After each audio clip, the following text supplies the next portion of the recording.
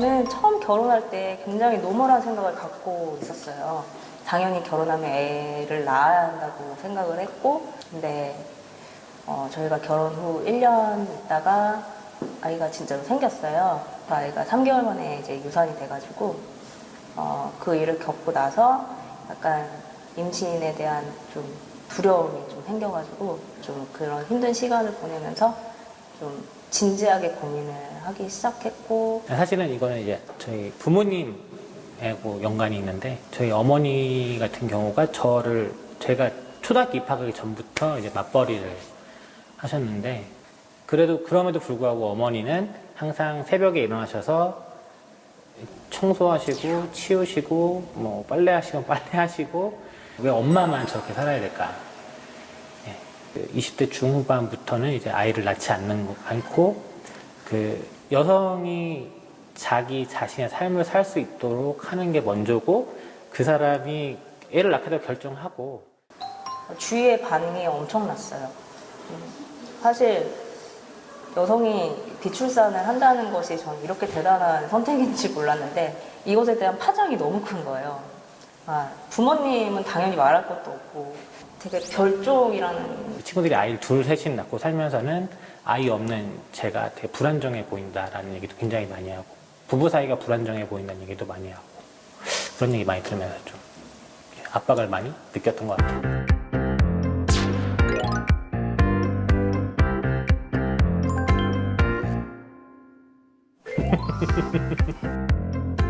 전에 다니던 이제 방송국에서 같이 일하던 여자 PD들 중에서 결혼은 다 했지만 아이를 낳은 제작 PD는 한 명도 없어요. 여성이 어떤 직업을 갖던 간에 여성이 출산을 하고도 자기 일을 계속 해나갈 수 있는 그런 상황이 지금 솔직히 아니잖아요. 그런 이 상황에 너무 분노가 일어나는 거예요. 그래서 제가 세모를. 저는 아이 때문에 부부 사이가 오래 가는 건 아니라고 생각을 하거든요. 둘이 이혼해야 되는 상황에서도 아이 때문에 이혼 못하겠다, 이런 경우를 뭐 저희 어머니 아버지도 많이 경험하셨고 그 관계의 신뢰성이라던가 유지할 수 있을 만한 모든 게 깨진 상태에서 애 때문에 결혼을 생활을 유지하고 있다면, 그거는 부부 생활을 유지하고 있는 건 아니라고 생각을 했기 때문에.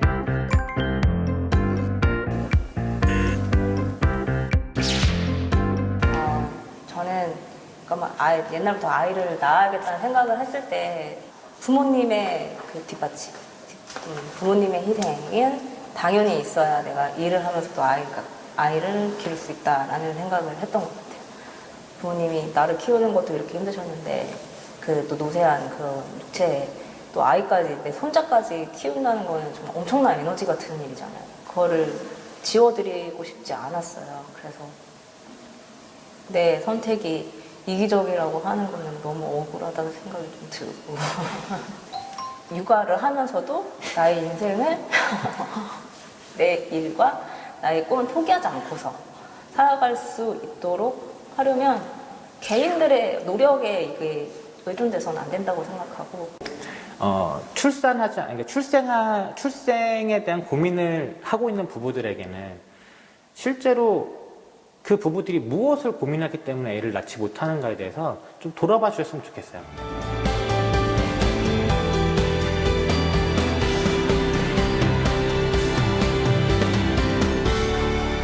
저는 뭐 적극적으로 결혼을 안 하겠다는 생각도 없고, 적극적으로 결혼을 하겠다는 생각도 없고, 그냥 무혼입니다. 결혼에 대한 생각이 없고, 또 생각이 있을 수도 있습니다.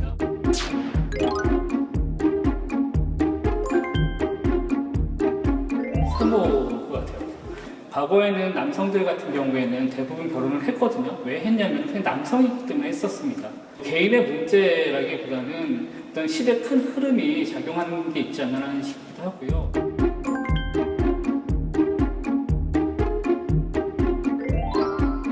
왜냐면 결혼하신 분들이 똑같은 얘기를 하거든요. 뭐 결혼했지만 이 얘기를 물어보시면은 안 외롭다고 하시는 분들 없을 거예요. 뭐 혼자 살면서도 외롭지 않은 사람들도 있고, 이제 그런 다 성향의 차이가 있는 것 같아요. 그리고 제가 그 생각을 왜 하게 됐냐면, 제가 중고등학교 다닐 때까지만 해도 40대에 그 학교에 계셨던 결혼 안 하시는 선생님들 생각해보면 저희들끼리 엄청 노렸거든요. 노총각선생님 장가 보내야 되는 막 그래서 되게 일들이 많았었는데 지금은 이제 그런 면에서 확실히 좀 그런 사회적인 얘기들이 좀 덜한 것 같고 아이는 그냥 다 부모들이 키우는 거라고 생각을 했던 거예요. 그 당대까지만 해도. 그렇지만 사회가 발전하고 뭐 여성들도 경제 참여를 하다 보니까 아이를 집안에서 키울 수가 없거든요. 아이에 대한 뭐 교육이라든가 이런 것들을 같이 그때부터 이제 그 인프라를 늘려놨으면은 지금 이렇게 뭐 인구 저출산이나 이런 문제가 없었을 텐데 그때 이제 그런 것까지 생각을 못했던 거죠. 좀 더 사회가 가족 형태에 대해서 너무 규정하지 말고 좀 더 여러 형태의 가족들을 인정해야 되고 개인의 행복에 대해서 고민하고 있는 시점 이 시점에서 제도들도 그런 것들을 갖고 오지 않으면 계속 우리는 4인 가족, 정상가족 테두리 안에서 계속 그걸 맞지 않는 것 때문에 불필요한 사람들이 어떤 고통받을 수 있지 않을까라는 생각이 요즘 많이 들고 있습니다.